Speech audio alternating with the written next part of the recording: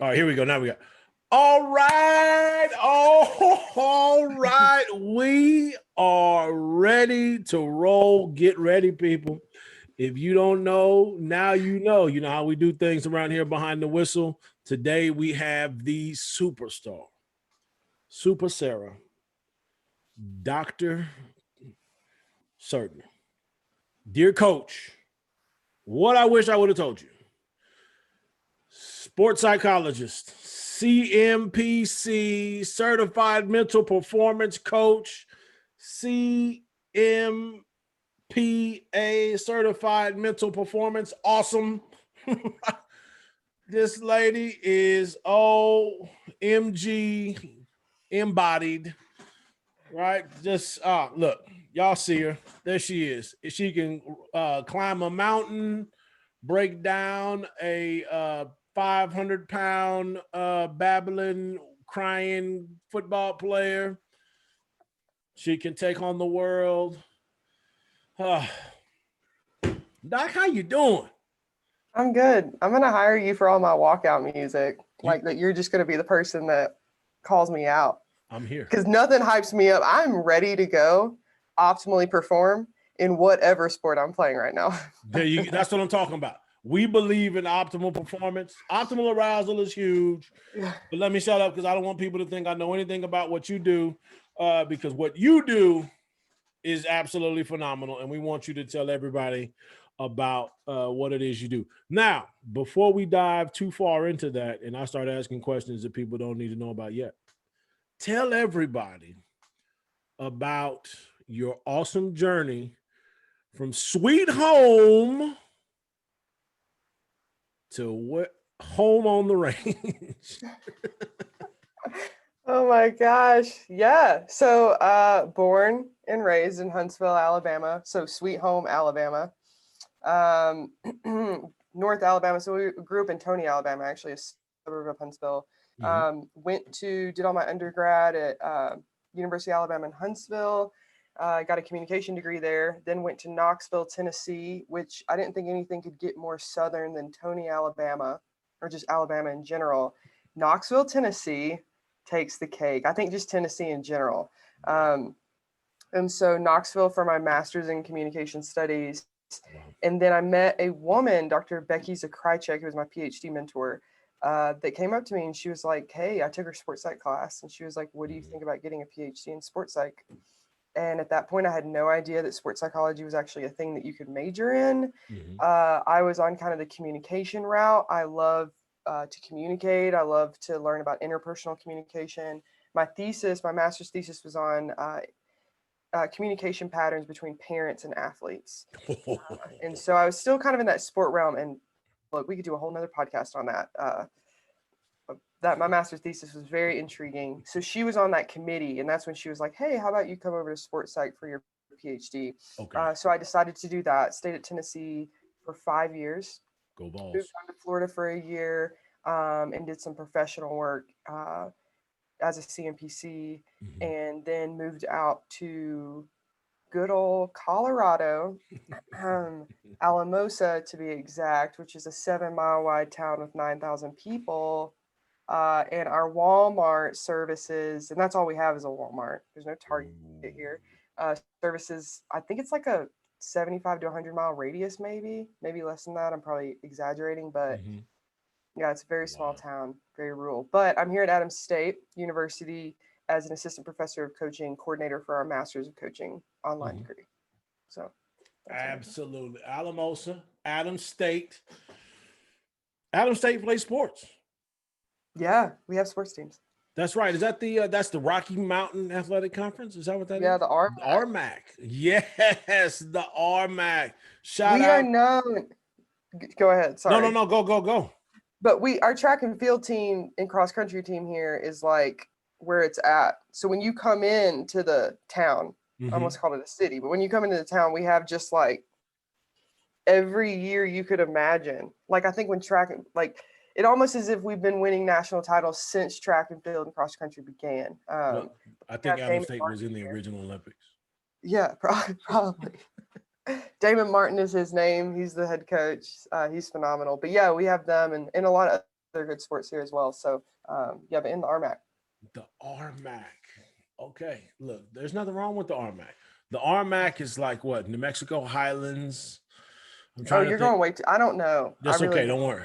I know that's random, like Jeeves, ask Jeeves stuff or like stuff people Yeah. don't need to know. Do Don't not ask me take how me I to know. trivia. That's all you Yeah. need to know. I'll run your answer up to the person Thank and you. then we can get it right. But do not take me to trivia. Don't take me either unless it's just useless information. I'm good on the useless information. So okay, wow, that's an incredible journey. So North Alabama, shout out to NASA. Tennessee, Peyton Manning, Morgue under the field. Was that Neyland or however you pronounce that, right? Neyland, yeah. Neyland Stadium. Dr. Scoggin. Mm-hmm. Who else do we know from Tennessee? Dr. Brandon Jones. Interviewed him on the podcast not too long ago. He's at UT now. I prefer to call them the real UT. There's really no bias when I say that. I'm just saying that, Look, I learned it when I moved out here. When people said UT, I was like, oh my gosh, me too. And I still have my Tennessee lanyard on my keys. And I was very humbly embarrassed. But I was like, oh, of course, there can be more than one UT. Like, this is an inclusive space, right? Yeah. I wear my Black Lives Matter shirt. Yes. I'm proud of you. So all of those, the communications, shout out to my wife. She's a communications major. And all the rest of the superstars that rock communications, to sports psychology and the CMPC. So now, did you do the CMPC while you were working on the sports psych, or was that just something that you picked? You said, well, look, I need to add this because I'm already doing it, or? So it's something that you have to get either a master's or a PhD. So you have to have the coursework. So there's all these coursework that you have to get for the certification. You have to get 400 hours of mental performance consulting work, of which I had gotten that working with a wide variety of athletes. And then you have to pass an exam. And so did all of that. So it was something that you can choose to become. You don't have to do CMPC in conjunction with getting a sports psych degree. Okay. But it's just kind of that next step that you could do after getting your sports psych degree. Okay, that makes sense. Because I've always wondered that. I started seeing those more and more. I've done some work with a few CMPCs as I've done some different adventures in all things coaching and such. And so I just that kind of stuff fascinates me because I've always had this I guess personal secret love affair with sports psychology or just psychology in general, and how I've always just kind of been confused as to why people think some of the things they do. But then after, you sit down and talk to them, like, oh, okay. This makes sense. That makes sense. When's your birthday? What's your sign? Right. Like, oh, okay. I get it. Then you mentioned one of your mentors, but will you dive a little bit deeper into the story about her and other mentors you may have had growing up that got you to where you are today or helped you become the best version of yourself? Yeah, actually, and I want to go back. Usually when I get asked this question, I always kind of start fairly recently, but I've been doing I'm in the middle of Dr. Tanya Pruitt-Wright is doing I'm doing a series on uncomfortable healing. So basically it's a bunch of white people talking about how we perpetuated racism in this culture. And then I did a DEI Institute this summer. I've been doing these things for a long time now. And so it's really opened me up to realize, like, my mentors started in elementary school, and I had the privilege as, going to a predominantly white school to have third, fourth, fifth grade, I had Black teachers. So it's started with Miss Sykes in the third grade, Miss Alexander in the fourth, and Miss Tony in the fifth.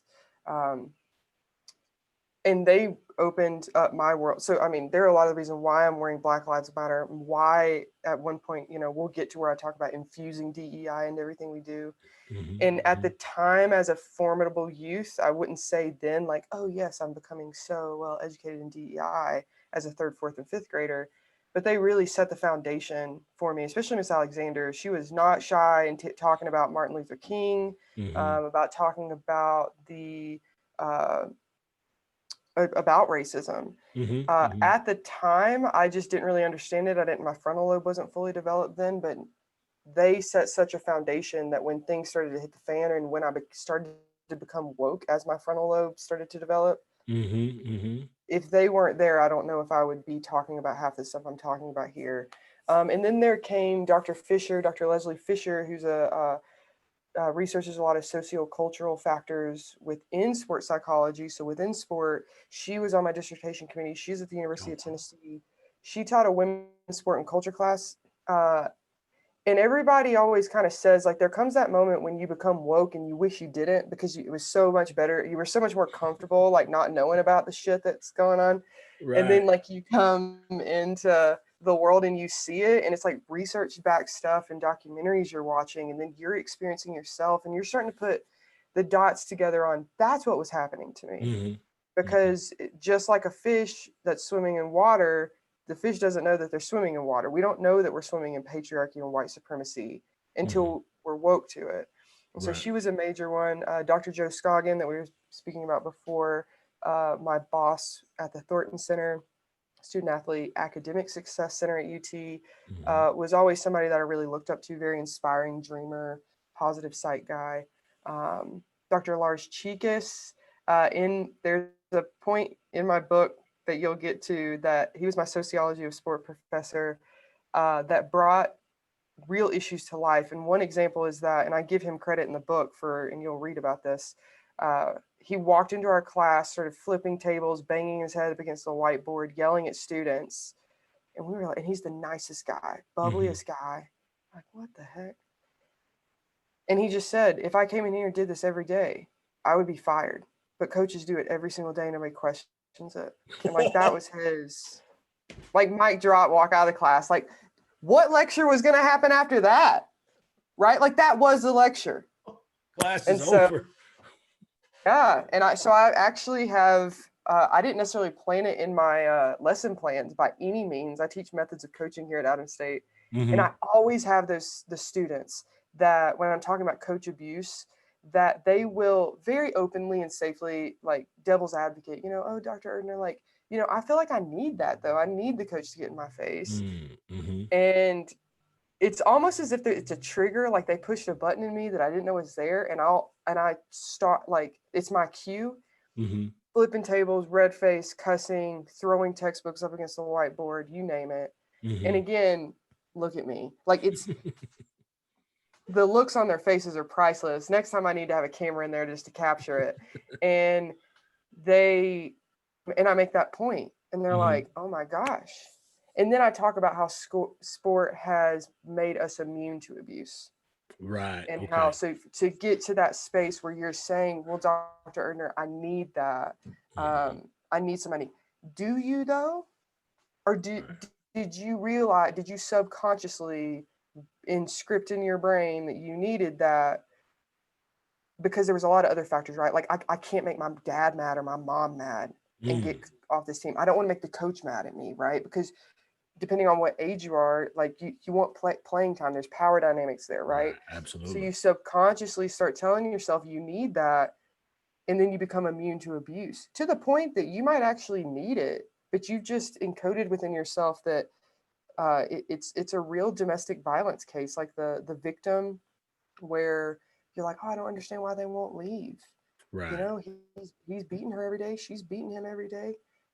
Well, like, and so if we look at it through that lens, so yeah, Dr. Chika's a huge mentor. My mom, obviously, like, she really is. And I think recently, I also talk a lot about my own counseling experience in here. That's also been coming to me, like, really looking at my mom more as a mentor and less as a mom. I mean, she really just taught me to work hard and be kind. And so she really, I think, is a lot of the reason why I'm here, wrote a book. I mean, she literally went to the beat of my crazy drum for 30 years now. Bless that woman. So yeah, that's a couple off the top of my head. But that's amazing. It's interesting because obviously you said a lot in there.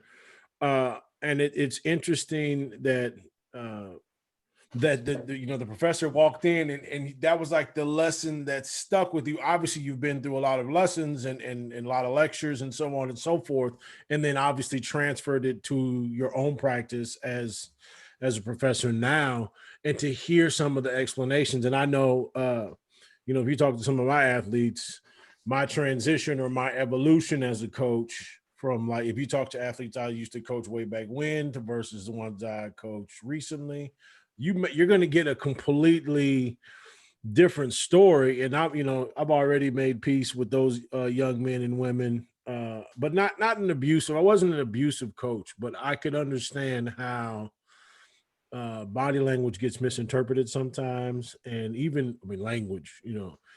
It wasn't always PG-13, but and I'm not making excuses for that. I mean, obviously I'm acknowledging that, but I just think that it's amazing how you said like that could be a part of a sport experience and people would request it. That's huge. I had a student that if I just spoke to him, like a regular conversation, he would not respond. Hey man, I'm talking to you. And he yelled at me. I'm like, do you want that in return? And he said, yes. I was like, what? Wait a minute. Like, I don't think we can do this every day. Like, we can't just go back and forth. So I think that's awesome that you identified that and even spoke on it. That's golly. I Well, never and really thought about it. and I want to make a point here, because I think you said something where you were like, you weren't an abusive coach, and that's from your perspective. Yes, absolutely. And so one of the things I'm reading, I'm learning in my own story again, so I'll reference my own counseling experience a lot because it really is in conjunction with everything I've learned scientifically, is that culture heals, and what that means is, and so relational cultural theory speaks on this, about how at the foundation you have to have a quality relationship, and then the X's and O's can come, and then the tactical can come. But what we've done in sport is we treat the relationship like a checkbox or like a sideshow or whatever, right? Like as we're doing the X's and O's, like you walk in, we're going to talk X's and O's, and then I might make some time to build the relationship, because the way sport is built right now, I get it. There's coaches listening and they're like, but Dr. Erdner, but Sarah, like, you don't get it. Like, I don't have time. I'm advocating for you. I get it. I've seen it. I've dated coaches. I know, and they didn't have time for me, which is why we're not together anymore. So, like, I get it. I get it. But the reason why, if we can get at the policy level, right? Like I'm talking, I want to talk micro stuff today and macro stuff today. And at the macro level, advocating to be able to let that relationship be the foundation, and then the X's and O's and the tactical. Because with that, we actually are, I think we have opted into thinking we've seen optimal performance. Like and to me, I'm like, if we can create emotionally healthier humans through quality relationship, we're going to blow our own minds at what we can achieve. And so relational cultural theory, what it speaks about is the relationship is the foundation, and the aspects that influence the relationship are a person's sociocultural background and the power dynamics within the relationship. And so first things first, we have to understand one another as cultural beings. This is why we need to stop walking through life identity blind, right? Like color blind, like, oh, I don't see you as a Black person, because that's such a huge part of what a person is. And there's obviously demographics that can be hid more than others. But with that being said, when you say, oh, I didn't identify myself necessarily as an abusive coach from your perspective, we don't know what's going on at home with somebody. True. So to you, it might not be abuse. And maybe to even people around you, you're like, yeah, it's really not that abusive. But to somebody who's coming from a home where abuse is very volatile, and it might even surprise you that that's happening in that person's home, because they don't want to, they're trying to, put on a front outside, right? Like everything's great. And so to them, it could be really triggering, even using certain words or, and so that's something when we can start understanding people as cultural humans and connecting with them on that level. And instead of this whole blanket, like, this is how I'm going to coach, either get with the program or get out, which is what you hear so much. I would tell those coaches, you by your own hands are hurting your own program by doing that, and they don't want to do that. But let's have that conversation of like, how can we get to a space where we're connecting on a cultural level? However, something else needs to be said. We can't connect culturally with somebody else if we don't know our own selves culturally. That's true. Who we are, where we came from, what narratives we heard, including how racist you may be, how sexist you may be, homophobic, right? Like really getting to those hard truths so that we can then come into relationship with another person in a healing way, Right. instead of a defensive way. That makes absolute perfect sense from my perspective. And that's, I think that was why I was saying there's an evolution from like that guy. And then obviously, I think this guy's always been here, but I also think, like you just said, it's, and I've always been I will say that, and I believe that most folks will say this, I've always been a relationship first guy, and that's a part of what we do behind the whistle intentionally. But I think that when you get in situations, obviously organizational culture drives actions in a lot of ways, especially if you're trying to maintain connection to that organization. What's the old adage, when in Rome? Mm-hmm. Right. And obviously you've had interactions with coaches, and that's not an excuse. Nobody's getting excused here, people. I don't want y'all to get it twisted. Well, and I love what you said. It's always the person who you are now has always been in you, and it's an evolution, right? So we never truly arrive at, and that's something that's hard in our society because we're in such a achievement oriented society, sport being one of those microcosms that support that. And so we think, oh, I got to achieve. And so one of the things, there was a 2020 publication by Crane and Waldron in Sports Psych, essentially calling for us to stop calling it multicultural competency, because the word competence itself insinuates that you will achieve it. You'll get a badge, and then you can parade around with that badge and say, oh, nope, don't call me racist. I have my multicultural competency badge. Like, no. So they're actually calling for a change and calling it multicultural humility because of that evolution, staying humble to a person's cultural the fluidity that's there, right? Like somebody could, start out dating men, like me, for example. I could be like, here, I'm heterosexual. At some point, I could not be, right? I could change the box I check. Like that's a fluid aspect. And so interacting with people on a fluid basis, unless it's a concrete, like, oh, this person who I'm interacting with today is always going to be this way. Instead giving them grace and understanding. And so you spoke about letter 21. I know you said you opened it and then put it down because yikes, the first sentence was just, it just got me. Whoa. It's right here. I got it. You tried to change me. You tried to. Yeah.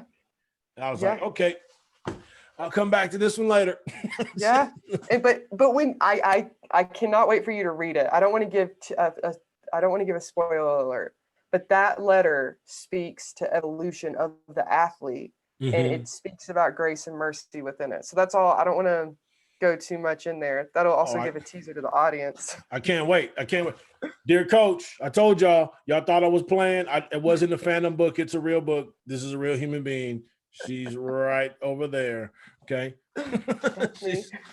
That is absolute. It's you got to keep talking about that, because I think that, it's amazing. It's like I had a conversation with another sports, like a sports psychologist, a psychotherapist. She's all of these things. She's all things awesome, just like you are. Dr. Mara Ross Alexander, shout out to the Ross Behavior Group. And what is that? North Carolina Central. She's vice chancellor. And she said something to me in our conversation. She's like, every time I hear, and I'm paraphrasing, obviously, she's like, every time I hear one of these coaches say, well, I'm old school. She said, well, then I always tell them, well, go get you some old school players. Good luck recruiting, because, and I think it's, again, you're talking about some of these policies and things that have been ingrained in us. And it's nobody ever spends a lot of time trying to put there's not going to be a COVID body that you're going to put in last year's pre-COVID jeans. Like, you're just not going to do that. Like, if you got that quarantine 40, you're not getting back in them jeans, baby. You got to try something else. Bless the quarantine 40 bodies. Like, you just had to do what you needed to do. You got to love, But I think that it's so interesting because I believe where we're at right now, and this is going to make a lot of people squirm, I Good. get it, is that we are at a space where we need to start unlearning. And that's uncomfortable to do because what we've been doing and the reason why we've gotten to where we've gotten at today, which is, bringing the murder of George Floyd, is a murder that was heard around the world on a global level, but sport being a microcosm of those murders are happening every single day to Black men's psyches, Black women's psyches, gay psyches, any other marginalized groups, psyches, and maybe even their bodies, right? Like, and so in some form or fashion, there's a murder happening, and it's just not happening so televised. And so thus it's not just this is a global thing, sport's fine. No, sport is a microcosm of that. So we need to start unlearning, and that's this one DEI that I'm in now with Dr. Tanya Pruitt-White on uncomfortable healing is us unlearning. It's a bunch of us white people around talking about how can we be anti-racist, right? And really talking about the uncomfortable truths and getting to that point so that we can unlearn those narratives that we heard growing up that went into like the back of our brains, and they started etching in narratives that were racist in nature. That led to microaggressions now. And so we're at a space where we need to start unlearning. And when I say that to a lot of the old school coaches, there's well, what do you know? They immediately go into like this defensiveness, especially depending on which sport the coach is coaching. Like if it's baseball or football, one that women don't play. Well, what do you know? You're a woman. What do you? They find something. You're young. You're what? And they'll be like, oh, well, what sport did you play? And then I'll always bring out my strong woman card. And be like, yeah, I moved like 11,000 pounds in a day. And then that kind of shuts them up a little. They're like, oh gosh, like, tell me how many pounds you've moved in a day. But we need to get to that space where we're unlearning so that we can build sport on a better foundation. So we kind of almost have to like deconstruct the house that we've built and be homeless for a hot second. And that uncomfortable feeling of kind of having to be out in the outside and just feeling out of sorts, not grounded. And so to ask us to do that collectively, there's going to be some people that are mad when you yank the bed sheets away from them and tell them they have to get out, Right. Yeah. I can imagine. They want to keep sleeping. Yeah, because you've made it you said it's uncomfortable. What did you call it again? It's it's uncomfortable. So we need to unlearn what we've learned about sport to now. Yeah. And that's uncomfortable to do that. Okay, right. You like let's just get uncomfortable. I know everybody's done that. What is that? The uncomfortable conversations, and that shout out to Acho. That's, I appreciate you. That is beautiful. And I think those are absolutely critical. But do those conversations like really take place in the mirror? Like, it doesn't matter if you and I just have this conversation if I never do anything with it. Yeah, that's very true. Right. Well, and I think that there has to be a space, obviously, where that's an intrinsic thing. And I'm starting, one of the healing things with my book, is I was actually so nervous for it to come out because I call it a provocative book. The letters in it are very provocative. The calls to action that I have in there, I believe, are very, very provocative. And so I was nervous that it was going to be met with, because my experience in sport is a lot more defensive coaches, a lot more of those old school coaches, my way or the highway. We don't need to change anything. Everything's perfect. So you need to figure it out and morph to our way. And so I was nervous I was going to meet a lot of those coaches. And actually, I'm getting a lot of them that are like, yes, thank you so much. This is what we've been wanting to say.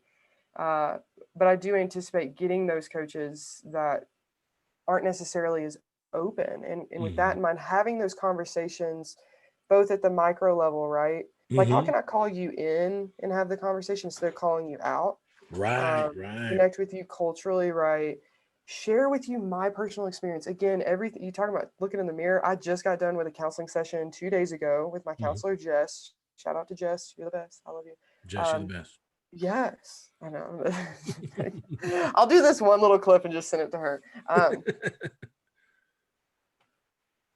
she is so uncomfortable for me. Gosh, Yeah. like she says the stuff. She's like not scared to be, and she doesn't necessarily, she says it in a more therapeutic way, but she's like, Mhm. what you just said sounds crazy. And again, she doesn't say that. She would probably Right. cringe if she said that. But I didn't say that, Jess. yeah. That was Sarah. That wasn't. But she says it in a therapeutic way where she's Mhm. like, listen to yourself right now. Mm. Right? Like you're speaking about this person and you wouldn't want to speak about that person to your, you wouldn't want somebody to speak to you in the way that you're speaking about that person, right? And so, Mhm. but you're saying that you want that in return. And so she Mm. calls me where my discrepancies are at, where things Mhm. aren't lining up. And it hurts. And I tell her that. And at the same time, I'm like, thank you so much. Because she's pointing out my shadow selves, the things that I don't want to see in myself, because my Mm. ego is trying to shut it down. My Mhm. ego is trying to say, we don't want to see that because that doesn't serve us, when in reality it does. And Mhm. so me getting relational with people and saying, hey, like this is the reality, which is why I'm sharing this here with everyone. Like this is Right. what I'm going through, basically. Uh, and then also having the macro conversations. Let's talk Mhm. about policy, Yeah. and not just policy to call coaches out, but let's talk about policy that advocates for coaches. Right. Because, and I will talk to every single coach right now. Why do you have to work so many hours? Why? Why do we have to have that many practices? Why do you have to show up before the practice, get everything set up, and then the athletes are there complaining about how busy their lives are? And you're like, are you kidding me? Do you have a family? Like, to me, I don't understand why coaches have to coach, to work as hard as they have to do, to put in as much stress and time in they have to do, where they're not Mhm. cultivating their relationships with their families, they're not cultivating their own relationship with Mm. themselves. They're so disconnected from themselves Mhm. because they've been asked, their jobs are dependent, depending upon what level you're playing, Mhm. uh, on the lives of these athletes. Some of Right. them whose frontal lobes aren't fully developed. And so you're sitting here thinking, like, please don't go out this weekend and do anything that's going to jeopardize my job, right? Like, why is sports set up that way? You Mhm. know, why? And so the book really is a calling in of coaches, Mhm. giving them, right, like, here's the athletes' perspectives, things that they wish they would have seen needed from you. There are thank you letters in there too that are thank you Mhm. for this. But it's also saying, like, this isn't okay. Like, let's talk about Right. coaches' mental health too, and coaches' mental performance, Yeah. as much as we advocate for athletes, because right Mhm. now it's so athlete centered that we've forgotten about the coach. Right. um, Right. and that actually is perpetuating the problem because Mhm. coaches are influencing athletes. Right. Yeah, absolutely. And that's a large part of what we do with Behind the Whistle is we try to work with athletes, coaches, all practitioners we can at all of the intersections, as many as we can, right? And that's obviously, I mean, you know those things because we've spoken about it before, but I think that's you struck a nerve because that's a great question. And we heard the Alabama in that why, by the way. I'm just gonna leave that there, but I heard that Bama in there. I'm Uh learning to love it. love the Southern in me. just let it out. Let it out. Yeah. Let it out. I'm proud of it. But that's a great question though, right? And I know I've asked that question, and I'm a former coach. You know, we work in, the 90-hour weeks, and I know coaches who work more than that. And then I think I had like my inner Sarah asked the question. There was a little Southern girl came out and said, why? Why? Why? Why? Why? Like, what are we That's doing? gonna be played. Somebody's gonna get this on loop, and then now it's just gonna be me going, why? Why? It's And gonna I be welcome it.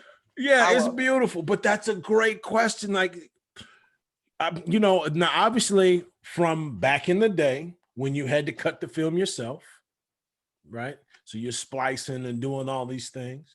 Okay, that's time consuming. We have technology now. You can watch film from anywhere on the globe as long as you have internet service, right? Wi-Fi. Why? We got Wi-Fi.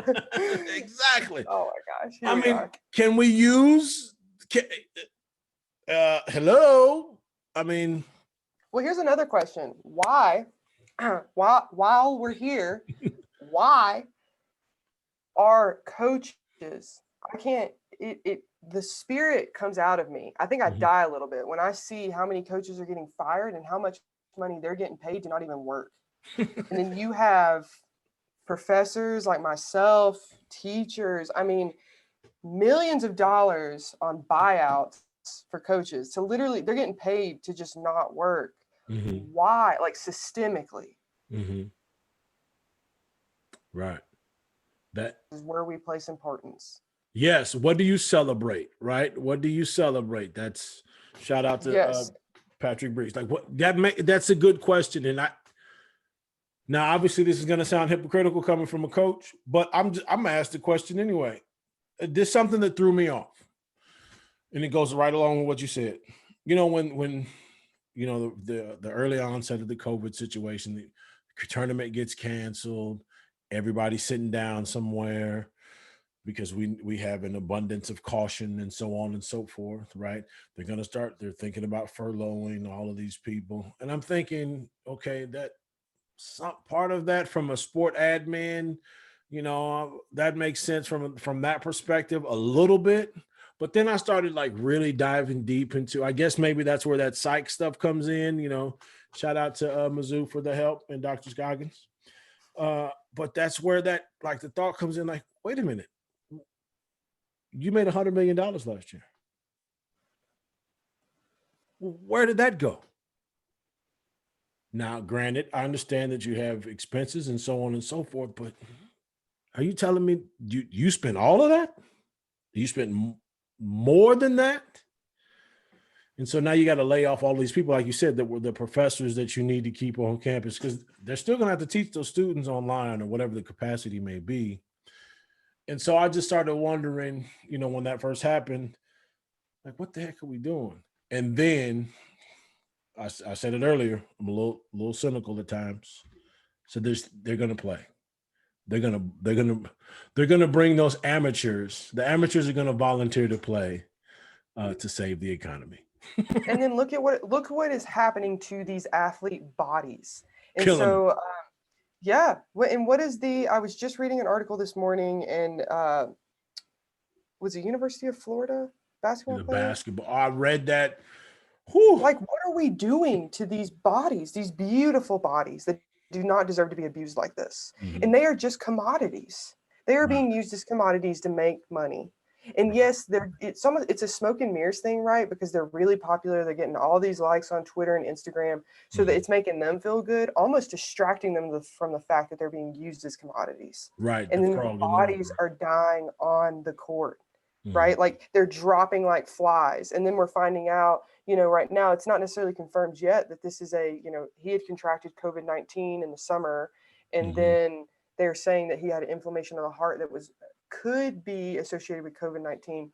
But either way, the fact that we're even playing now in the middle of a pandemic, knowing that this virus is going on, being around people, it's just, to me, really, really, really showing. It's starting to show people. I'm starting to see more chatter. People starting to see the shadow of sport coming out. Like, Right.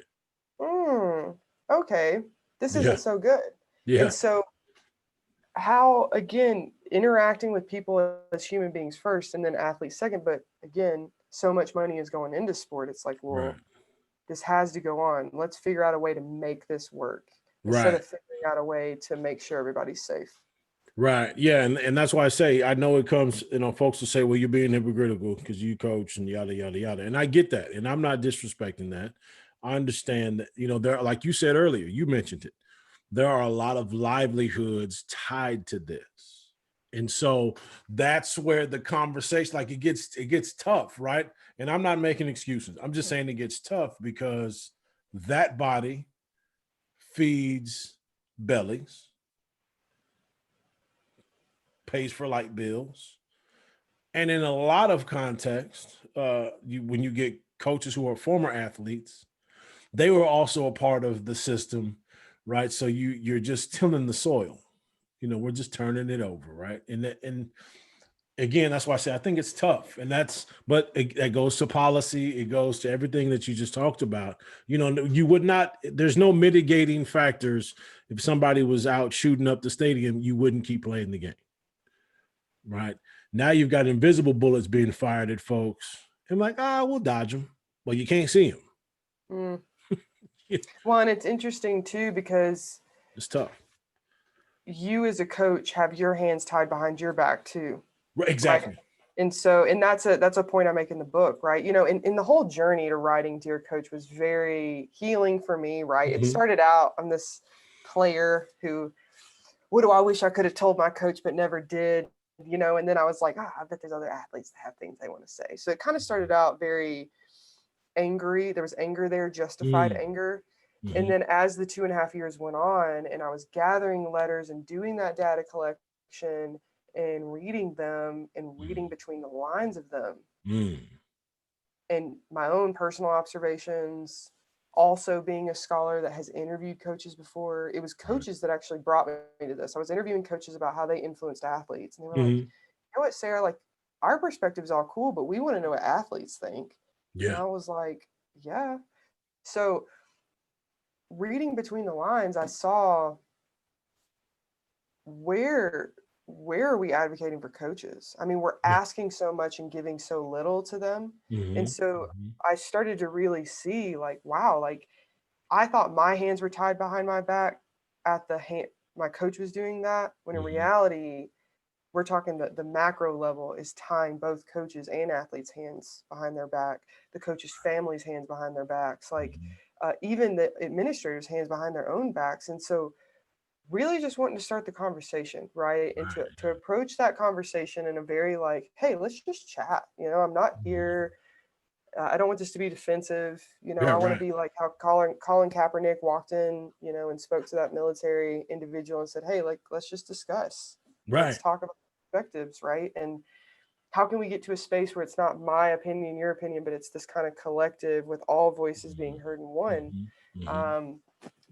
And doing it that way so that you don't feel pressured to, right, like you're on sidelines coaching, yeah, people could Right. call you hypocritical, but you also are like, well, I don't feel like I have an option, like there's people above me telling me I have to do this. Right. Yeah. Like, what do you do?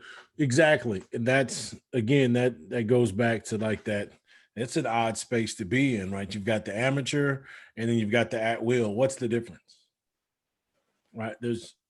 In a lot of ways, there's very little, right? You get the at will employee and the amateur. We got to eat. It's hard to go home and say, hey, decided to take the high road today, so we're gonna choose homelessness over, you know. And I know I don't mean to trivialize that, so anybody who was offended, I'll apologize in advance. Y'all know how I do it. I just say what it is I think, because those are real things. It's It's like a hard space. I get that, yeah. it's a Especially when you tough sell. it is there's and I don't think it's an either or thing either. You know, like this is a very stark difference, right? It's either take the high road, live homeless, Of course, yeah. or, you know, I think there's a both and. And so I want to get to a space where we aren't asking people to jeopardize their values or to uh, reorganize their values, right? So Right. like you might be thinking, you know, I value inclusiveness, I value bodies, human beings more than I do the system, right? And I also value my family's liveliness. And so now you're put in a rock and a hard place of having to which value trumps the other, and you're wasting your precious energy trying to figure that out when you could just be either coaching or not coaching, right? Like we're putting people in predicaments where they're having to use so much energy to try to weigh the decision that needs to be made. And then when they make a decision either way, there's energy that's being spent in the background knowing that they would rather make another decision, right? Right. Or there's another decision still lingering. Right. Yeah. And so, yeah. And again, I'm saying I don't know all the answers either. So I feel like I need to say that. But I love that we're having this conversation, you know, to what could be some possibilities. Right. Yeah, of course. I mean, and I think that Dear Coach is a start. So we got I to, hope so. I think it is. I mean, I think that, you know, it's like you said, you know, you have some of these micro situations, but we need to talk about the macro as well. I mean, because being whether that's a microaggression or a macroaggression or a micro invalidation, right? Or a macro assault in a lot of ways, or a micro assault, as people would say. And I think that that's something that if we don't talk about it, there's a lot of people that are invalidated just based by position, in itself, right? Obviously, I'm sure you read about it before. We know that discrimination is real. you know, it's real, so it takes place, and I just think that if we don't have conversations, obviously these letters from the athlete that whew, and this is, it's funny because when I remember when you started when you mentioned this book and I saw it and I was like, and then you sent it. Thank you again 1,000 times over. Thank you, thank you, thank Of you. course. I think about it from this perspective, and I just talked to my high school football coach yesterday. I talked to him for an hour. Now he's been at my wedding. He's been at my college graduation. I've known this man for, geez, almost 30 years, right? It's been a long time. And he's known me and he's seen the evolution, right? And so I think about when I think about this dear coach, and I think about the stuff that we're talking about within the context, obviously this is the Ancestor Architect podcast. I think about how there are people, obviously, that when y'all read this book, everybody's listening, you need to get you one of these. When y'all read this book, and I'm gonna expose more of myself. I did not know, and I say this, I didn't know that bad coaches existed. Now I'm telling you that, and I know that sounds silly. You're a grown man. You've been around sports too doggone long to not know the bad coaches, But I'm being serious. Until I got into, I was like, it was after college, right? I didn't realize that that bad coaches actually exist. I thought and assumed that everyone had a great coach because I'd always had great coaches. I didn't realize that was a privilege. No clue. I'm thinking, well, we just lined up. We kicked your teeth in just because we were just better. Or you kicked our teeth in because you were just better. Not even considering, the nuances and stuff like in the letter. Like, think about like just that line. That's you tried to mold me to look like a champion, at least your version of it. No emotion, a cool and collected player. Act like you've been there before. Score a touchdown, hand the ball to the ref. Don't celebrate the fact that you just worked 30 hours this week or 40 hours this week to get to this end zone. Don't celebrate the fact that you're the first person in your family to have ever stepped foot on the college campus, let alone about to be someone that's going to graduate or played in front of millions of people. Nothing to celebrate there. This is normal behavior. No, this is a great experience, right? So how do you, as Dr. Sara Erdner, the superstar from Sweet Home, Alabama, home of Alabama A&M, Yes. home of Alabama A&M. Shout out to Reggie Cooper. It's one of my great friends. He lives in Huntsville, Alabama, matter of fact. Mm-hmm. Middle school football coach. Craziness. Anyway, how do you see this as being a tool that coaches and even athletes can use as a way to improve them, not only themselves, but their relational capacity, and really just, I guess, to begin the conversation or the navigation toward being a great ancestor? Yeah. I think athletes, for example, so again, it's dear coach, the audience, it comes off as being for coaches. I think athletes could definitely benefit from this. Just reading the letters, right? Kind of a Me Too movement of sorts, seeing that there's other, like, wow, okay, there's other people out here. Or also seeing, like, you're like, wow, I didn't really know there were bad coaches. And so just becoming woke to it, or the opposite, I didn't know there were good coaches. And so reading the thank you letters, those can be healing for athletes. And I think what we did, you're talking about, kind of turning the soil over. We've created an echo chamber in many systems. Academia is also one of them, where athletes turn coaches. And there's really nothing out there that, as long as you have the credentials, you were a good enough athlete, you can get into a coaching position you wear and work your way up the ranks. And I do think experience definitely speaks for itself. But I think this could also help those athletes that are wanting to transition, not only resonate with the letters, but then transition into, how do I want to start as a coach, right? I don't want to learn from my mistakes necessarily, and that will happen. This book isn't here to eradicate any of that, but how can maybe they start teaching or coaching more relationally? And I say that also knowing that there's those, the shackles that are still there, that doesn't necessarily allow for coaches to have that time to build the relationship. It's kind of just this thing that's supposed to happen, but becoming more intentional about it.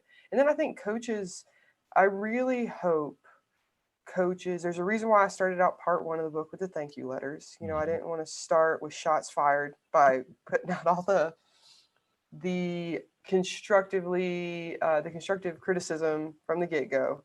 Part two is where a lot of the hard truths come in. Right. And at the end of every letter, as you've seen, there's a reflection page, because I was teaching my methods of coaching class, the same class that I taught when I was throwing textbooks. And I was up at the class and I was talking about building the relationship and how that's a two-way street.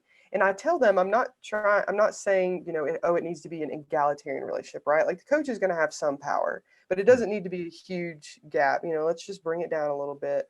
And I was telling them ways in which to do that. And one of them is promoting the athlete's voice, asking the athletes, their perspective on training tables and different things like that. How is their body responding? If it's not responding, don't shame them and say, well, you're not cut out for sport. Right. How can we adapt the training table, right? Everybody's body physiologically is different. Women's bodies different than men's bodies too. Thinking about how does their menstrual cycle play into that, which I could go on a whole nother podcast about that. And so as I was telling them this, I stopped dead in my tracks in the middle of a lecture. And I was like, the thing I'm telling them not to do, which is this, like, tell athletes what to do all the time and just expect them to like follow suit, was exactly how I had the book written originally. I would give a letter, and then right after the letter, I would give my 2 cents on what I thought they should. This is what you should note in the letter. This is the science behind why that's important.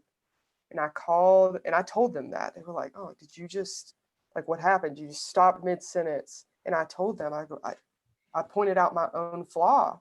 I said, y'all, I'm doing it. The exact thing I'm telling you not to do, I'm doing it in my book. And I use that as an example, right, of how I was also perpetuating the problem in sport because it was so ingrained in me.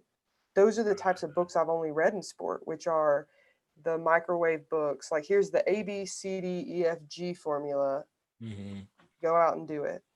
And so then I called my editor, Amanda, and was like, we gotta redo this. I'm so sorry. You're gonna basically, she loved it because I meant she was gonna get more money out of me because it was gonna take time. Hey Amanda, yeah, so the final draft is supposed to be to you by Friday. I'm actually gonna rewrite this whole thing.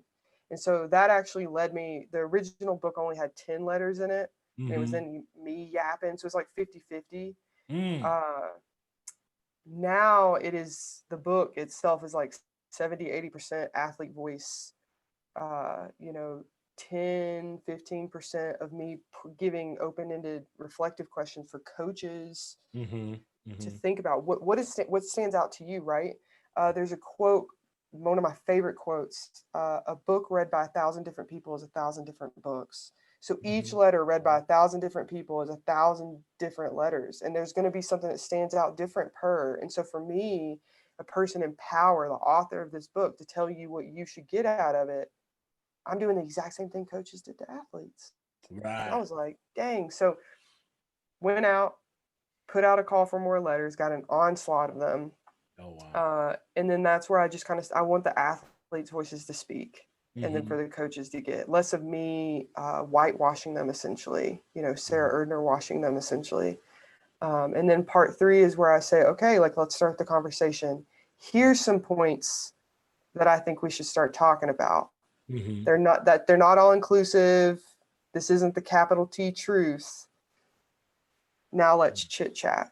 Let's get, let's have, so that's what I mean, like, people listen to this podcast, like, contact me, let's chat. If you want to be those people that want to be a part of, yes, I think a change needs to happen. Right. I want you at that table, and I want myself at that table, and I want Black bodies at that table, LGBTQIA bodies at that table, every marginalized individual you could think of at that table, disabled bodies at that table, and then let's talk, right? Yeah, I told y'all weren't believing me. I told you we do things intentionally over here. We got a rock star over here, Doc, Super Sara Erdner, Huntsville, Alabama, Adams State, Tennessee volunteer.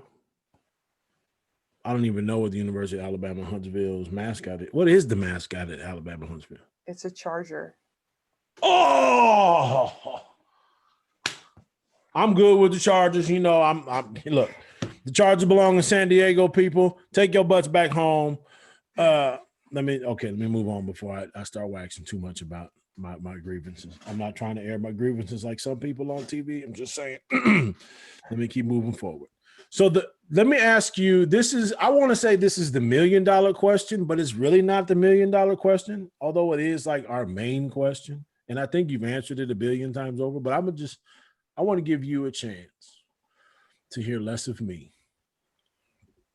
and more of Super Sara, the Charger, volunteer. What is that, a bear? Or is that a grizzly? It's a grizzly, yeah. Adams State. Grizzly. Adams State Grizzlies. RMAC, cross country. These people run from Colorado to Manitoba and back on a daily basis. Okay, Doc, this is a serious question. How in the world, now I've got an answer. How do you build great ancestors? How do you see that in your work? Oh, it's so interesting that is a $1 million question. Because that's the work I'm doing in counseling right now for myself is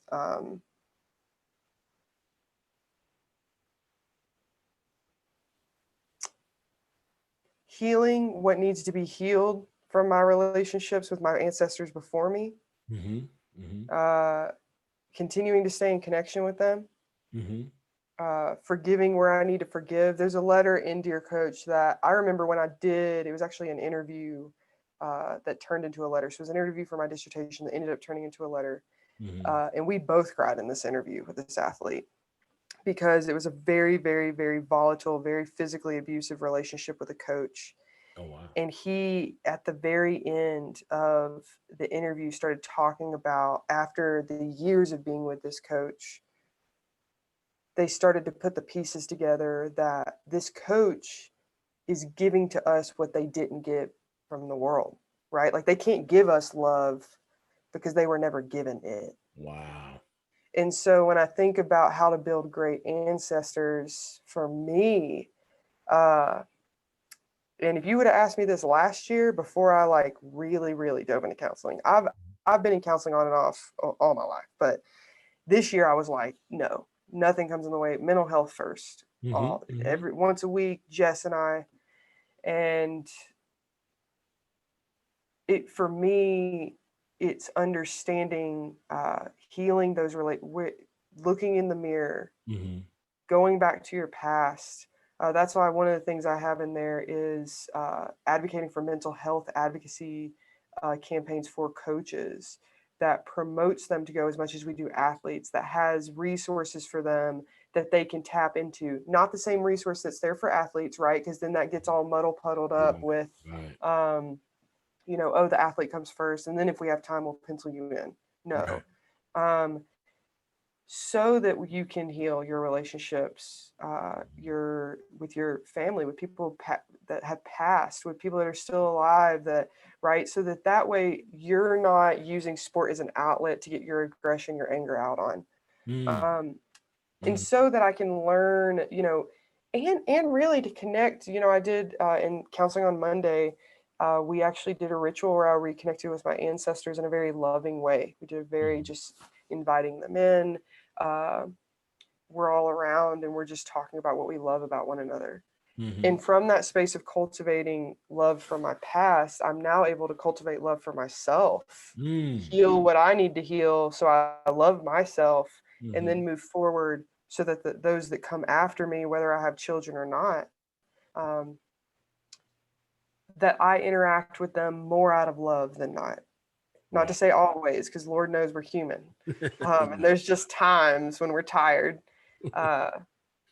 But enough that a person knows if I'm acting in a space that's not loving, that they're like, that's not really Sarah, right? Like, or they know that I'm open enough to talk about it, and you can call me on it, right? And you can call me and we can have a conversation, and so that's to me what it means to make great ancestors, is to always continue to look in the mirror, heal yourself, whether that's in a clinical setting or not, whether that's getting an accountability partner, somebody that you can do your work with. Reading through a book, talking it out, somebody that can call you in on some of your stuff in a loving way. And another thing was really interesting, I learned on Monday from an ancestral standpoint. So our mother's DNA, and this comes from the book My Grandmother's Hands, and our mother's DNA is encoded in the mitochondria of our cells. So the mitochondria being the powerhouse of our cells, and that DNA is going to go beyond us 7 years, and the DNA that we have in our body comes from 7 generations before us. Okay. And so understanding that, right, like the energy that's in us that we're giving out, we're accountable to 7 years both ways of us. Right. But then understanding that if you have a kid, right, that's going to keep, that's 7 years beyond them, 7 years beyond them. And so to me, that really makes this why I think this is $1 million question, because it motivates me. It makes me understand how deep of a question that is. And understanding that how I answer that, I mean, that's why it's your main question on the show. Everybody's going to answer that differently. Absolutely. 1,000 letters is 1,000. Yeah, right. Different. Yeah. A book read by 1,000 different people is 1,000 different books. Absolutely. If a picture is worth 1,000 words, how much are 1,000 pictures worth? Right. That's, yeah. And I think that's critical. And I appreciate you for even, for acknowledging that question. And I know, like I said, I was sitting here with Dr. Dom from Trinity. Shout out to Dom, my main man, Dom, my hair muse. That's why I got my hat on. I got to make sure I get I'm growing my locks back out, Dom. He and I talked about that. But that question, it's one, like we were just going to have a 1 question podcast, right? And then, I asked a question and people look at me like, you're a jerk. I'm not trying to be a jerk. I mean, it's called the Ancestor Architect Podcast. Hello. Right. But that's a hard question to answer regardless of who you are. Like you could be, you could be 100 years old, right? Or you could be 12. Ask a 12-year-old how you build great ancestors. Like I wouldn't have been able to answer that question last year, because even the word, it wasn't until this year that you brought it up in multiple conversations previous to this call. My counselor did too. And I was just like, my ancestors. What? Right. And that shows my privilege too, as a white person. Okay. Now, why do you say that? Why do you say that? Because I think that there's just, I don't wake up being reminded all the time about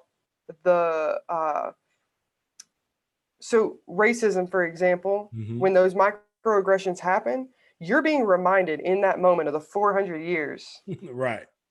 So I think it is a privilege.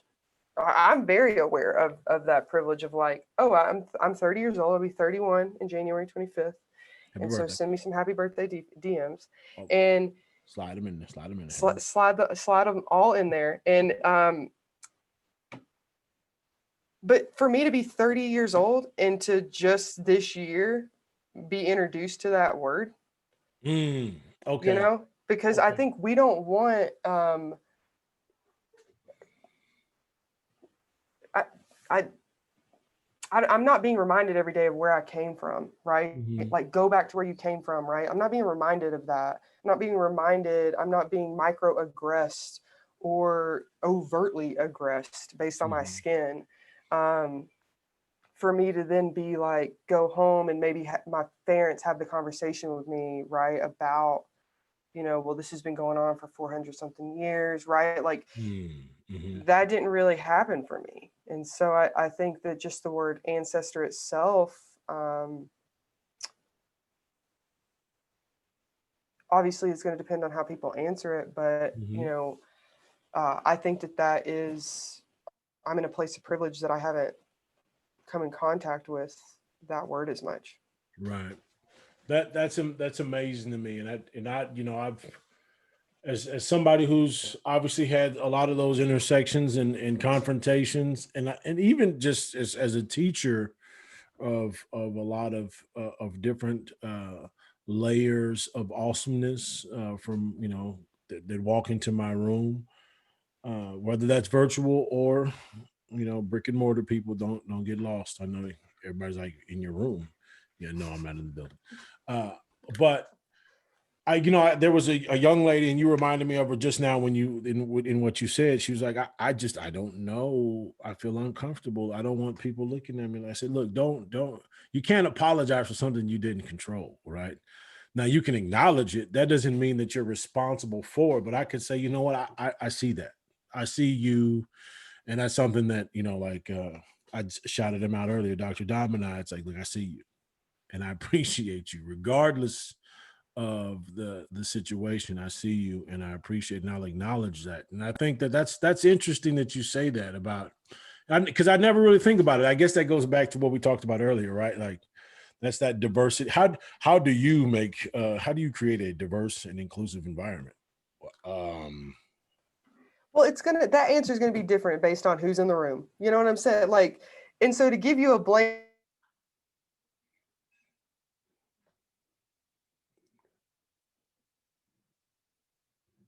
is, there was an athlete that said, "You like to call us family, mm-hmm. but you didn't even like try to get to know us essentially." And the Right. whole concept is like understanding that uh,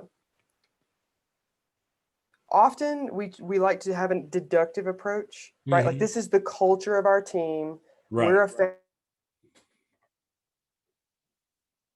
of this, and if you don't fit it, then get out, right? And maybe that family looks like, no tattoos, Mm-hmm. you know, straight laced, whatever you want to call it. But Right. realizing that every team, if you add or subtract one member of that team every year, Mm-hmm. then the culture of that team changes. And so you have to have that conversation every year.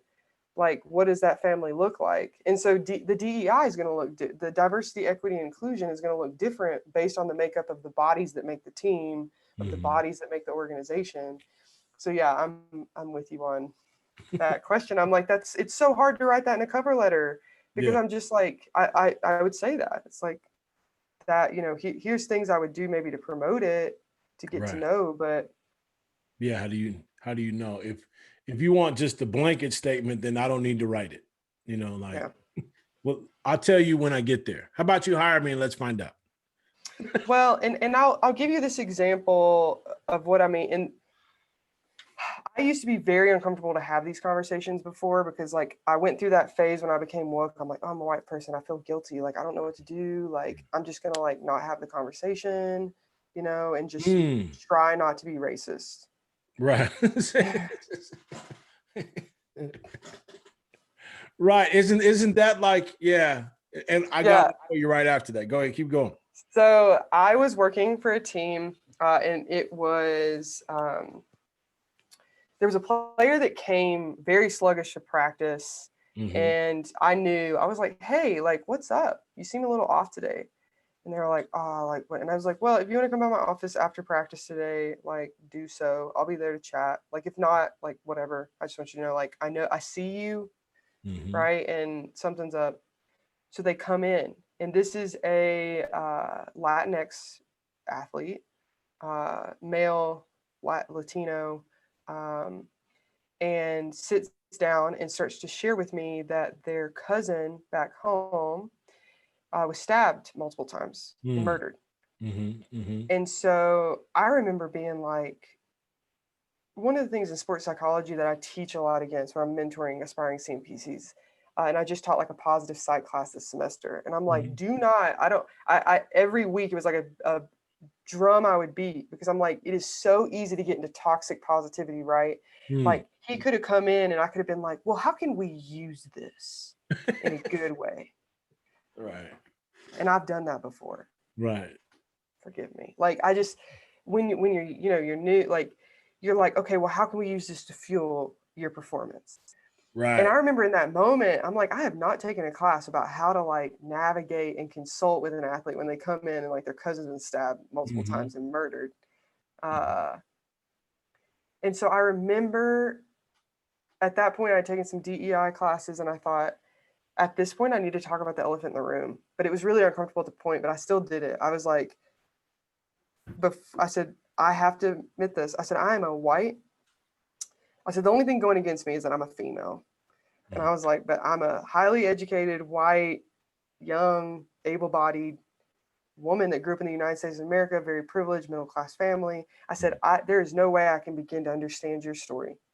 I said, and that is not going to stop me from sitting in this room as long as I need to hear your story and believe it. In that moment I said that, I felt him, he shifted. Like, okay, she gets it. Like she's not going to be one of those people that tries to sit here and tries to understand, but she's still going to give me time and space and believe me when I say to her. And that is the practical strategy I would want to give people, want to give coaches. If you're a white male coach, any male coach teaching a female team, right? And they come up to you. That's tough work. Right? Don't be scared to be like, if it's something that might be pertaining to them being a woman, do not be scared to explicitly say, first of all, I have to say this as a male coach, there is no way I can understand your story as being a woman, but I thank you so much for opening up to me about this. And I'm here for you, right? Like acknowledge it, talk about the elephant in the room, say that you have a Black athlete coming to you, a gay athlete coming to you, whatever it is, acknowledge that. Right. Wow. Like as a heterosexual, there is no way I can understand your story. I'm so honored you told me this. And I will sit in this room until the cows come home to hear your story. Right. And so I think when we can start to more let people know that we see them and we're relating to them, and then also addressing our positionality and saying, I'm very aware that I'm a privileged person hearing you, but that's not going to stop me from sitting with you and not imposing my biases and assumptions upon you. I think that's where we can really, a practical way we can start the conversation and let people know that I see you as a cultural being.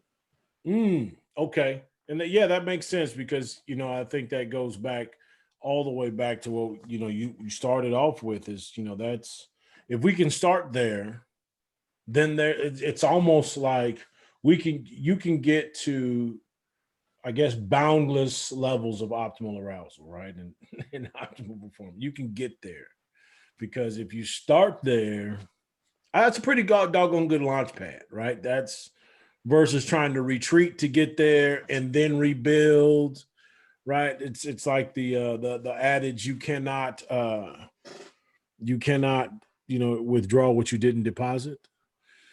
That I think that's amazing that you said we'll sit here. I see you, and we can talk to the cows come mooing, or longer, if you want. And or let's have this conversation again, yeah, let's pick it up. Let me, or even saying, another communication thing. Somebody comes to you and saying, would you be okay if I ask you about this later?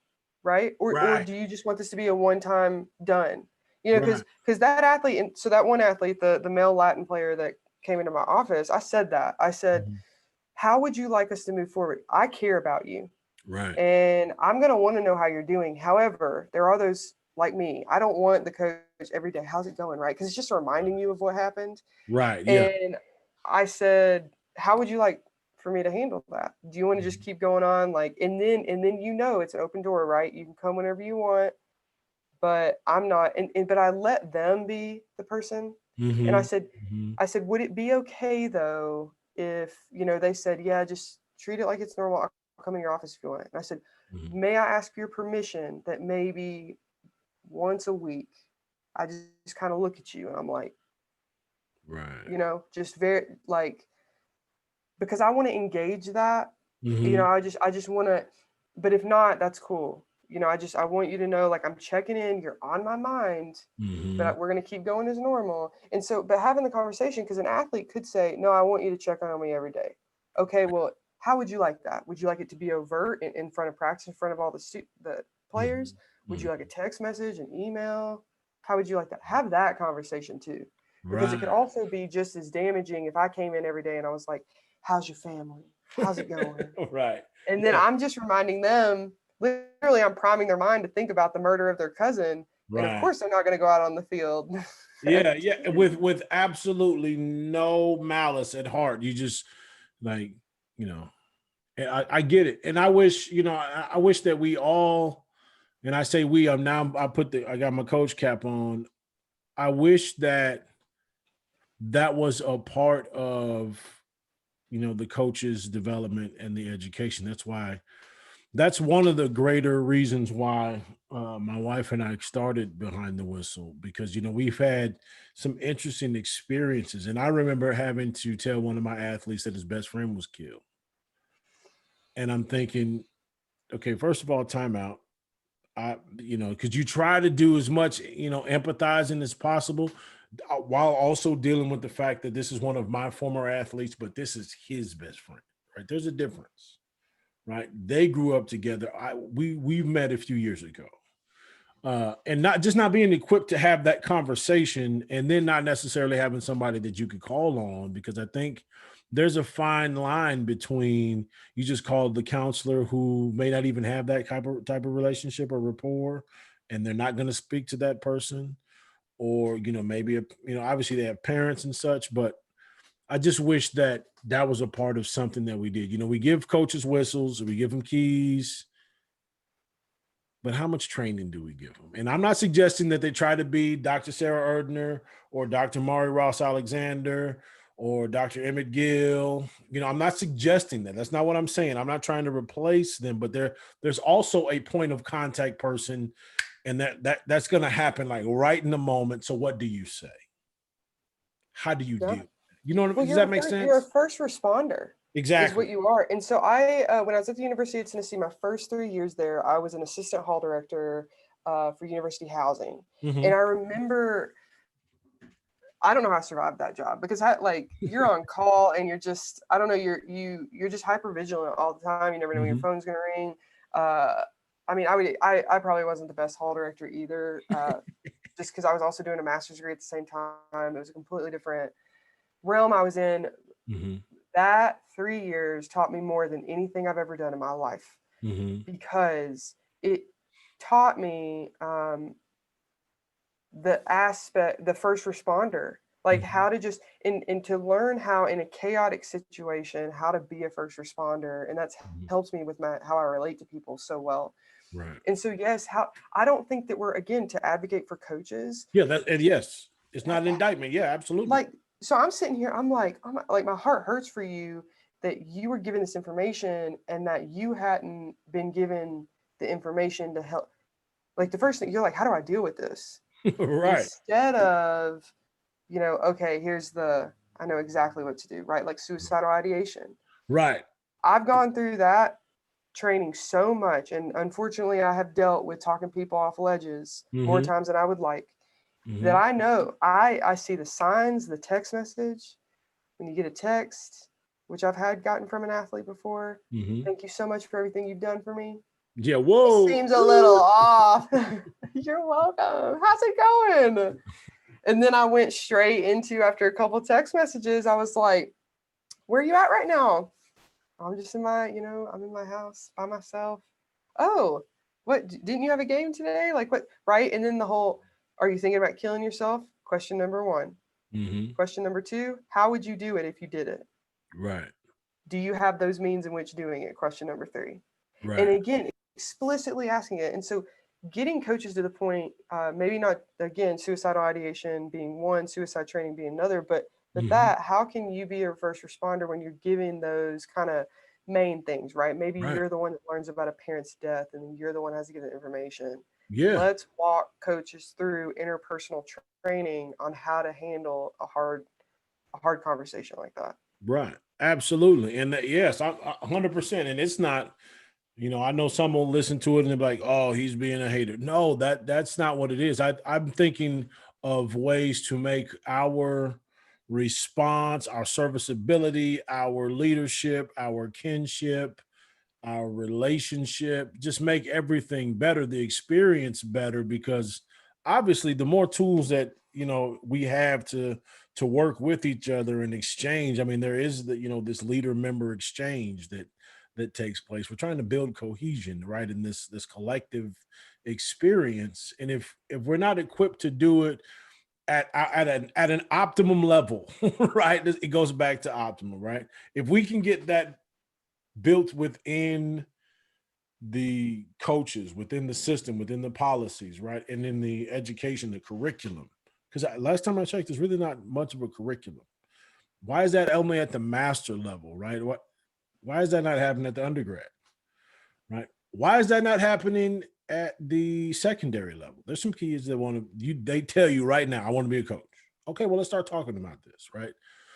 And so again, it's not an indictment. It's more of a call to action. Let's start creating these things. Let's put ourselves in the positions to do so. And then, like you said earlier, invest the time, right?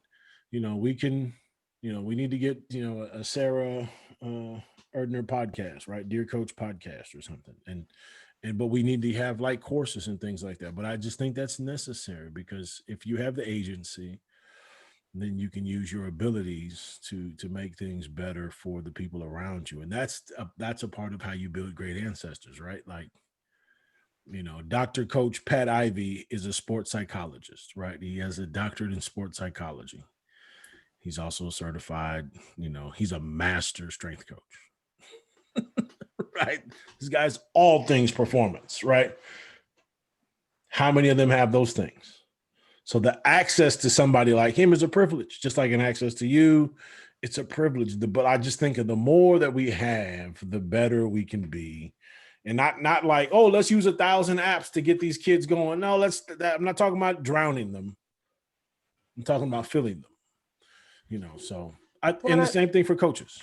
And I think too, one of the, an argument that could be had, and I'll say this and then say one thing after this, is, okay, well, let's mandate education for coaches.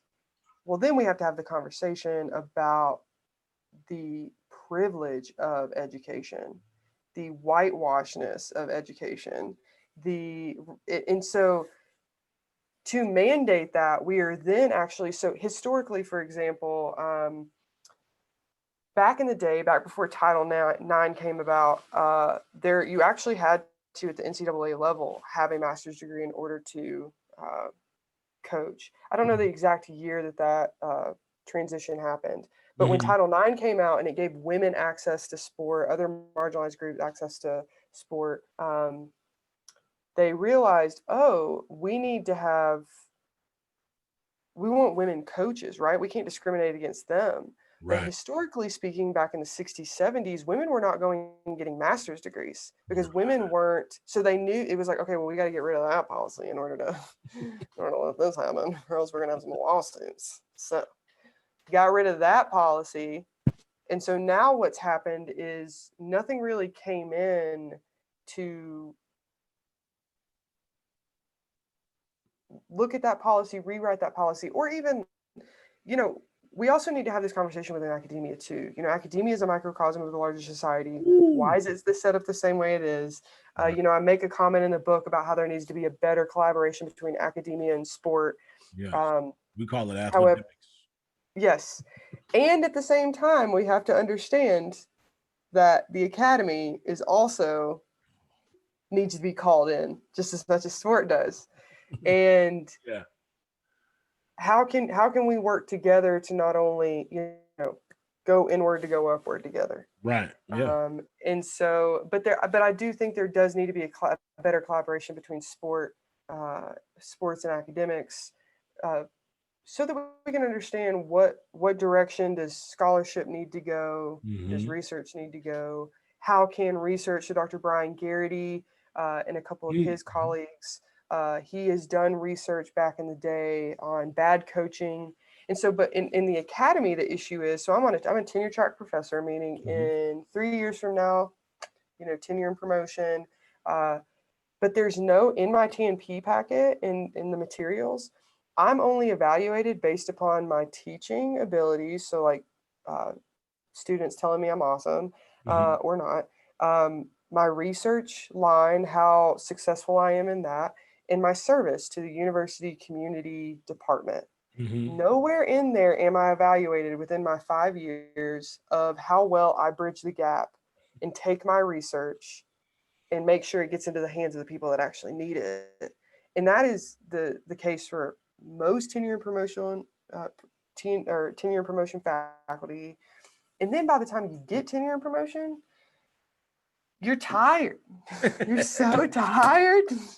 I've seen so many this happen to so many professors. It's like then they're basically told like, congratulations, you are tenured now. Go out and do all those things you wanted to do, like write a book like this, like Dear Coach. Go start that podcast, do those things. And at that point, you are tired. You're just tired. Right. You're Straight like, fatigue. yeah. And then you take a nap for a while, and then you come back and you're like, I just don't. And so again, there's an issue with the system too, Mm-hmm. within academia. So I don't want to sit here and be like, oh, there needs to be a better collaboration between sport and the academy, Mm-hmm. because the academy is where all the answers are. Right. No. Yeah. Yeah, and so that's why I want to start a conversation. I say that in the book. I do not believe what I give in the book is the truth with a capital T. If my editor would have allowed it, I would have said part 3, the truth, with a lowercase t, but she wouldn't. She said it was grammatically incorrect. She couldn't let Yeah. me do it. So Shout we out to had to the do it English with a capital teachers. T. Yeah, she was like, we can't. And I was like, come on, I want to be artistic with it. She was like, no, you can write a couple sentences saying that, but we're not going to let you do that. Yeah, but let's start a conversation. And I respect her. Shout out to Amanda Rooker. Gosh, Yeah. she was almost a counselor to me. Thank you, Amanda. As my editor. But let's start the conversation on get multiple people at the table. I love collaboration, right? Like, oh, you come in with an idea, yes, and what about this? Oh, yes, and next thing you walk out, and I'm like, nothing gives me on a high more than that. When you walk out and you couldn't imagine walking out with that answer, but it was because all of those diverse voices came in and spoke. So right, yeah, I think that's critical, or else what's the point? We got to have some praxis going on here eventually, right? Well, I don't know. Well, yes, I said praxis, people. I said praxis. PRA. Never mind. I'm gonna just let it go. I don't. Are you a bad speller like me? No, you know I teach English. Oh, that's so true. Look. I don't know how I have a PhD. I brutally lost a spelling bee in the 4th grade. I can't spell. I know I can't. I'm so bad at spelling that I get nervous. I don't write on whiteboards. Just let it fly. It's like the word judgment. Like I could literally just Dear Diary, and I could write the word judgment over and over again. But the moment somebody's looking at me, I'm like, JUD. I do it so much that I have to make a disclaimer at the beginning of class. I'm like, I'm an inspiring story to all of you, because you're going to see me not being able to spell. And they know when I stop, they'll be like, JMENT. Like they'll spell it out. I've trained them, the students, right, spells for me. So that's awesome. But look, there's power in vulnerability, right? Shout out to Dr. Brene Brown, UT Longhorn, anyway. But I think that there's a lot in it, and it's okay. I mean, it's okay. But never mind. Let me shut up. This is why we need to be in relate. You're an English teacher. Yeah. So if I just show up like that brisket that you're gonna make, I just show up. Oh yeah. And I'll be like, how do you spell? Yeah, and I'm like, well, let's it's crazy. My Aunt Terry, shout out to Butte, Montana. My Aunt Terry had this firm rule when I was a kid that I could not use a word if I couldn't spell I wouldn't be able to speak. it. Yeah, she was like, you can't use it unless you. So like I spent a lot of time looking up words, and that what that does is, quite frankly, that creates a very large smart ass, right? Because now it's like, oh, can you spell it? Yeah, IIT. Oh my gosh. So I'm humble because I can't spell. It does. It keeps me grounded. It really does. I think it's a thorn in my side that the universe gave me that said, we're not going to allow you to know how to spell. And it's because I came up in schools, and I don't know if any of the listeners came up in this, or maybe even you, where they taught you to spell it out how it sounded. Mm-hmm. This is the English language. And so, and I can only imagine what that sounds like in North Alabama. Think about it. Foot and like boot, right? The OOT. There's the oot, so it's not foot. You know, yes. like. Yeah. Exactly. I went back home for one time, and as I was writing the book, and I was going through. My mom was like, "Oh, let's go back through your elementary stuff," and I was like, no wonder why I can't spell anymore, because it was back when they were teaching me to spell it like it sounds. And I was like, what is this one? Like the whole thing didn't make sense. And she was like, yeah, that's because they taught you to spell it how it sounded. Right. Yeah. So, good old phonics, right? Hooked on phonics worked for me. Yeah. Shout out to the people. That's beautiful. You know, we got a third grader, so he's like, he gets tortured. Poor kid. I'll deny that publicly, even if he hears this. It's not my voice. All right, let me get you going. This is rapid fire now, and then because I know you got lives to save, ancestors to build. There's a book, Legacy by Steve Kerr, talks about planting trees whose shade you'll never stand beneath. That's kind of one of the motivations for our ancestor architect idea. On top of like create 200-year plan, right? So everything that we live, it's kind of like we're walking through. So where we want our family to be in 2220, right? Knowing good and doggone well they ain't gonna be there, But how are they gonna live based on our actions? All right, but anyway, rapid. Now you can change the genre. These are top 3 lists. You thought that ancestor architect question was hard. How do you build great ancestors? This top 3 list is gonna be tough. But I'm gonna let you change the genre on this music if you want. It's up to you. Top 3 list. Okay, favorite rap group or duo? Top 3. You can only give 3. Boys to Men. That was the first CD that my brother got for Christmas. And that's, it's not like it's a duo.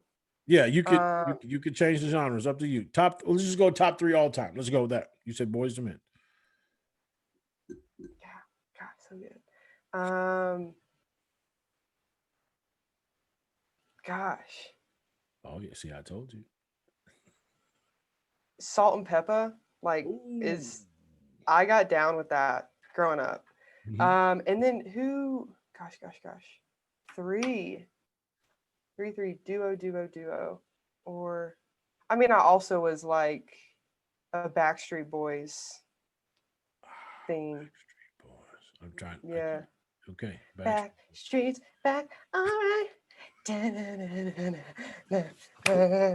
out to the boy bands with yeah. Oh my God, we're back again. Look, I love karaoke too. Oh my goodness, that is priceless. All right, top 3 favorite foods or meals. Okay, I grew up. Got you. Italian. My Mimi's lasagna. Takes like 700 days to make, and then when you're just so tired and famished by the time you eat it, it's so good. The attrition lasagna. It could have been made out of shit and it would have been good. We're just having this Iron Man lasagna. You were just so hungry. No, it was so good. I asked for that every single year. So the lasagna is what I have for my birthday every year. Then her pot of sauce. So my Mimi's spaghetti after that, which is what my family, anytime I come home, there is massive pot of sauce on the stove that we eat off of for days. We just start spooning it out and just. Yeah, no, it's very, you have the sauce, and then you just kind of keep making noodles as you run out. I mean, it's just such a huge pot that we make. Our recipe, crazy enough, puts carrots and a pork chop in it. That sounds weird, but I feel like potentially the authentic Italians in the room might be like, oh, of course, and we put this in there. Yeah, I'm a Southern Italian, so that's two. And I have to throw the McDonald's McDouble in there. I haven't had one in so long. I don't know why, but there's just something like if I'm like, oh, I want to have like a guilty meal. And maybe it's because I'm in Alamosa and like the biggest restaurant we have here is Chili's. So, but man, and then Taco Bell they got rid of their quesarito, and I had to go have a funeral ceremony at home. But here we are. I ordered it and they said, we don't carry that anymore. They didn't even give me a moment of silence in the drive-thru line. That's funny. What? That's funny. You didn't put this on a billboard that the quesarito was going out, so I should come and order all of them? Right. You didn't put out a press release, no warning. They just. Yeah. I follow them on Twitter, and they didn't even say it on Twitter. Anyways, I'm a little salty. Next question. All right, here we go.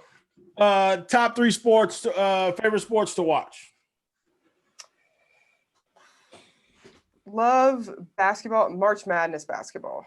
So I think that needs to be said. There's just something about that spirit. Shining moment. Yeah, right? Cinderella story. You get sad when it's over? I shed a tear a little bit for, and I have to say this, I obviously am in sports, was an athlete myself. I'm not much of a fan of any team because I think what's happened is I've been a part of so many teams before that I really just, no matter who wins, I get emotional because I know how much work all the players put in. Right. The coaches, everything. So yeah, I do love a good Cinderella story though. Yeah. So March Madness basketball is definitely a big one. Coming from Alabama, the Alabama-Auburn game, the Iron Bowl.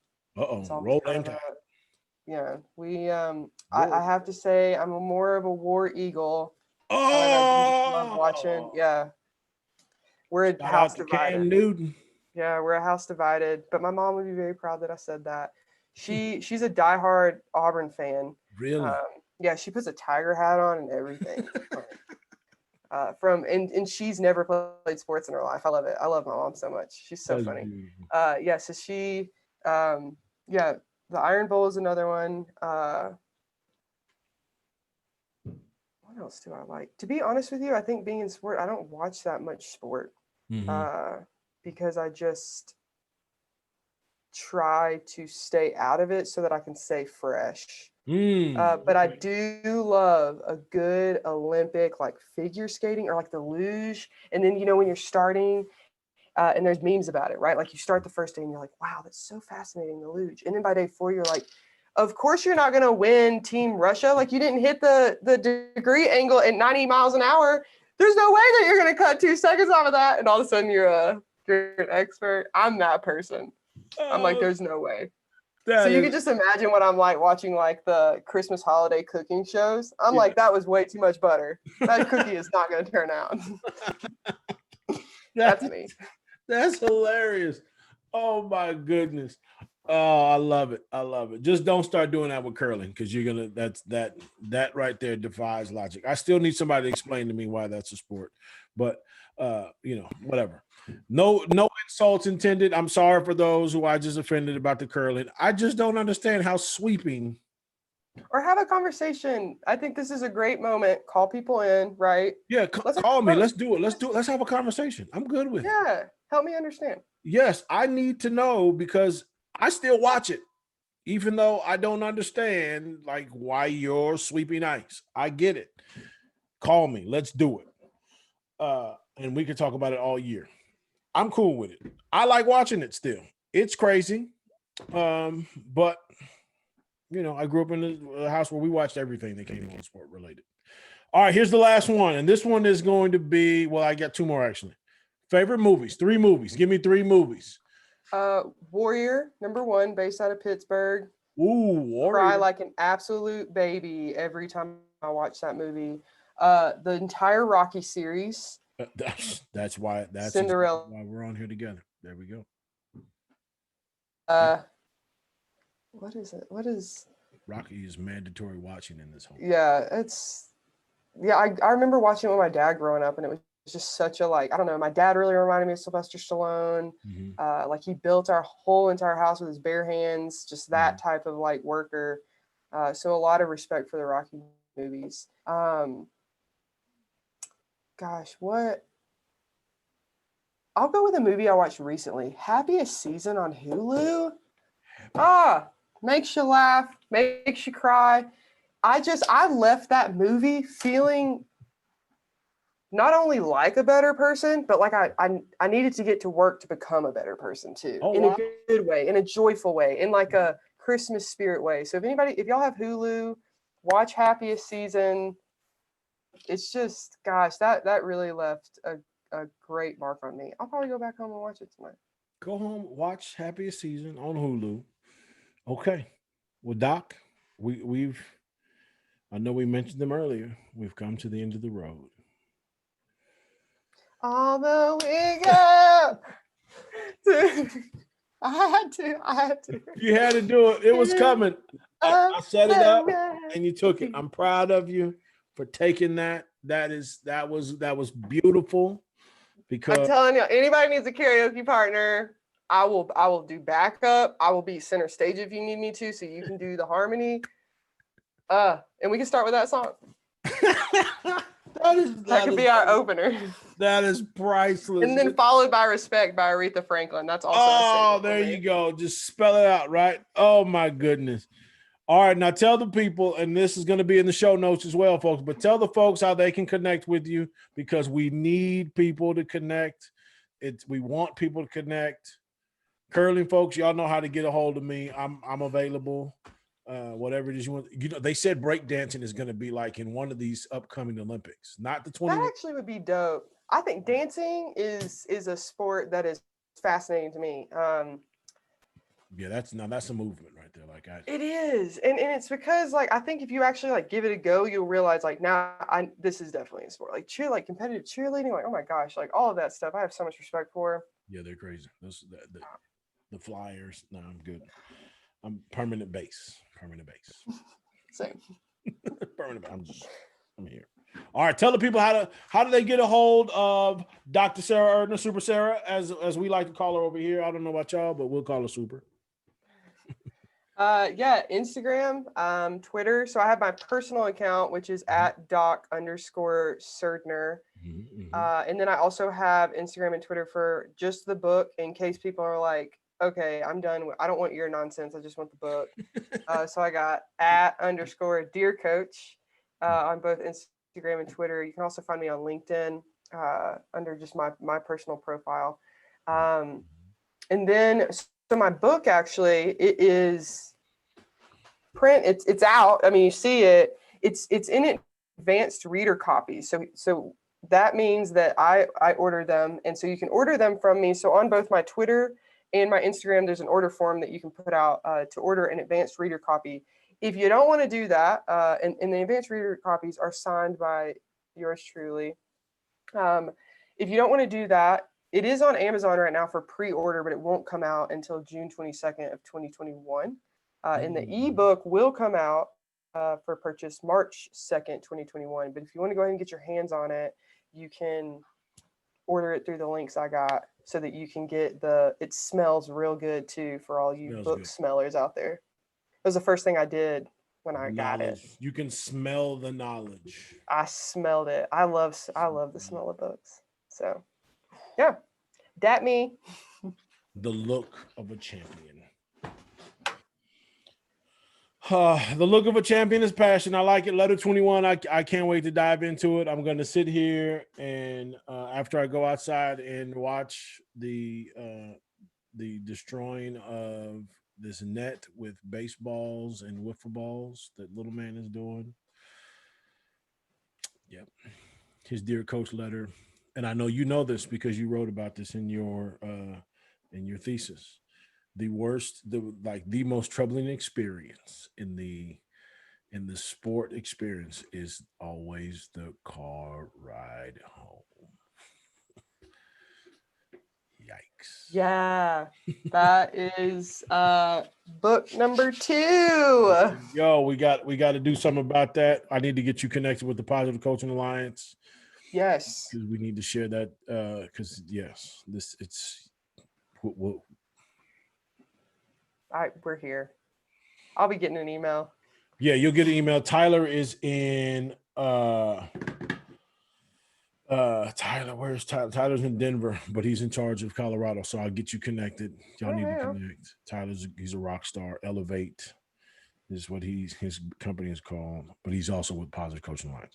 Anyway, we appreciate you. We love you. Don't forget, we'll see you next week for the curbside brisket pickup. I'll be there. We'll be masked up. We're not robbing anybody. Our neighbors know that. We wear our masks outside in the cul-de-sac because people think we're crazy, but look, it's out of respect, RESPECT. Find out how to be sick. That's it. I'm telling you, call me for karaoke. If you don't want to buy my book, I don't care, but I need a karaoke partner. We might need to figure out how to have a virtual, like a Zoomioki. I will be there. Zoomioki. I will be there. You know what? I need to start teaching. I will get lights and everything. Right? Like I'll have there'll be a disco ball.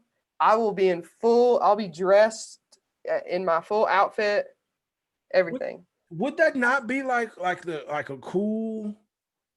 It might just be you and me there, but I'll be there. I'll make Dom come. Look. Dom will be there. That's like, hey. He'll be dressed up in like a disco outfit. Yeah, Dom can, he's got the hair. If you give me like 18 more years, I can, I'll try to catch up. I'm trying to too. My hair, look at this gray. Hey, there you go. Embrace it. It's beautiful. It's wisdom streaks. I love my gray hair. Wisdom streaks. It's wisdom streaks, yeah. There you go. That's beautiful. Well, Doc, we certainly appreciate you. We don't want to take up more of your time because we know the Grizzlies need you. You need you. I need myself. I need my dog is what I need. Go get the dog before the dog tries to bite me virtually. And make sure that you take care of yourself. We certainly, I mean that. We really appreciate you, and we'll see you next week. Yeah. Come by, grab. Look, we'll make it with extra love. We do. Thank you. We do it. We'd appreciate you. And so be good, be safe. Tell the dog we said hello. Go climb like 12 mountains. Wait, isn't it too cold to be doing that right now? In the mornings, yeah, it's like -10. But the sun is real hot when you're real close to it. We're 7,500. Oh, okay. Elevation. Okay. So middle of the day, it's sunburn weather. Oh, wow. Well, I weigh over 300 pounds, so it's hot. It's always sunny in Philadelphia. All right. Well, you be good, and we'll see you soon. Thank you for doing this. Thank you, people. I don't even know how they do those effects, so I'm just gonna do it. Dear Coach. Like this is like a sketch comedy show. All right. Well, you be good. If we can help in any way, you know where to find us. We got your back.